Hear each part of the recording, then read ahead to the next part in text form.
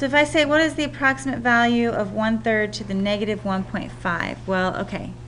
Let me clean this up just a little. Ooh, too big. Let me clean that up just a little bit. So I'm saying each of these lines is a third here, right? Well, at 1/3 to the negative 1, I'm at 1, 2, 3. At 1/3 to the negative 2, I'm at 9. So that's like way up here. So 1.5, 1/3 to the negative 1.5, so that's going to be like somewhere halfway between here and here. So whatever this is, I'm just going to say it's like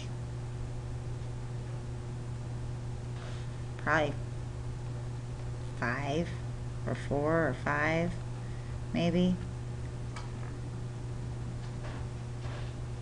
Based on my graph, that's not very accurate because I had to go off the graph.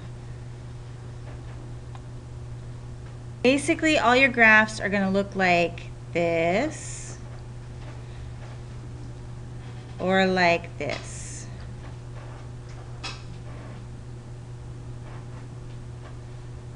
Okay. All right. We're going to ask, does this exhibit exponential behavior? All right. Now the first way to do that is I'm increasing x by a factor of 5 every time, right? So x is going up 5 and y is going down because it's being divided by 2. Do you see that pattern?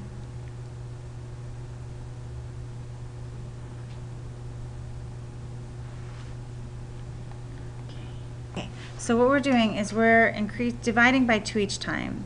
So essentially we're multiplying by 1/2. Sorry, multiplying by 1/2. So 64 times 1/2, 16 times 1/2.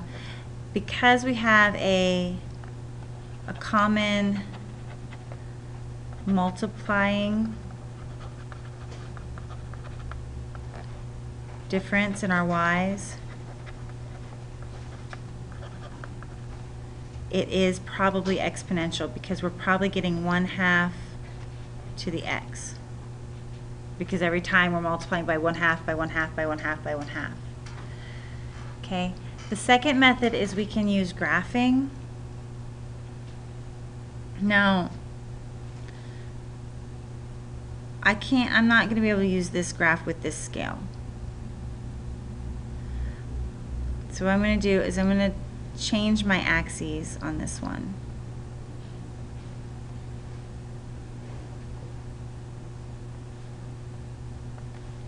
I'm going to put them down here.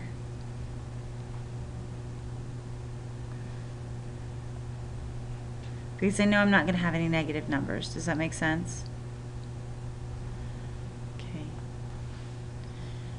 And then I'm going to say each line is 2 on my y's, and that each line is just 1 on my x's. Okay, so I've got, at 0 I have 2, 4, 6, so wait, 2, 4, 6, 8, 10, 12, 14, 16, 18, 20, 22, 24, 26, 28, 30, 32, 34, 36, 38, 40. Okay, I'm not going to get big enough. So, but if I go over to 5, 1, 2, 3, 4, 5, I can go up to 32.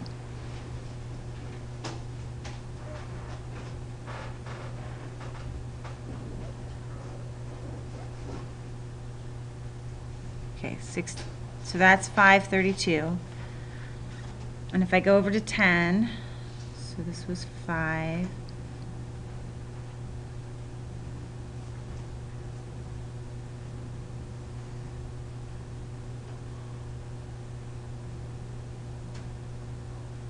I get to 16.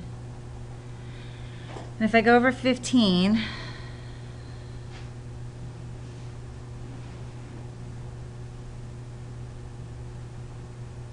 I get 8. And if I go over to 20,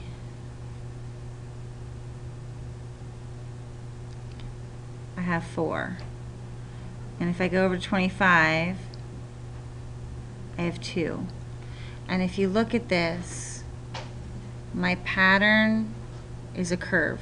Do you see that? If I can draw it.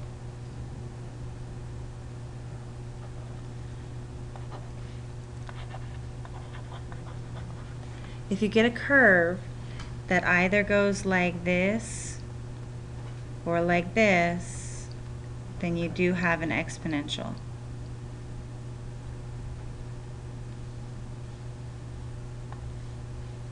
And now it is. All right, example number 2. Anybody have a preference, graphing or math? Method 1 or method 2? No preferences whatsoever? All right, well then I'm going to graph it.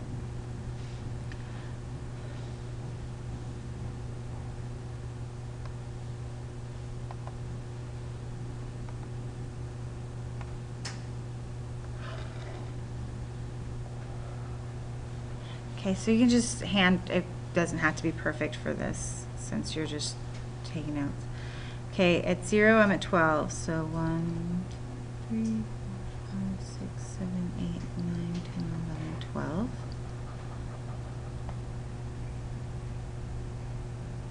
11, 12. Never mind. I'm going to say that this is my point 0, 0 right here in the corner. Okay? So at 0 I'm at 12, so 1, 2, 3, 4, 5, 6. At 3 I'm at 16.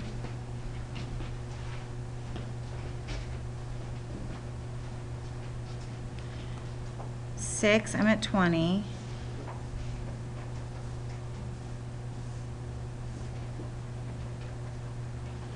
9, I'm at 24.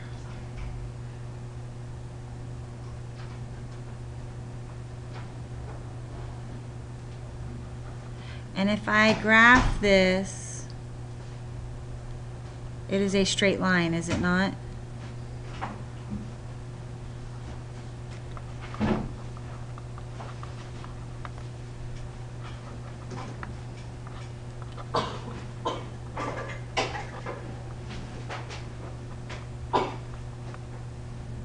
Okay, it's not an exponential because it's a straight line. Now if you didn't want to graph it, the x's are increasing by +3 every time and the y's are increasing by +4 every time. This is not multiplication.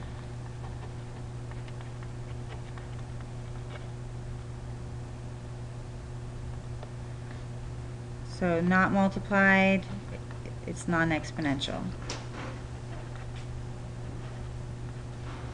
Okay.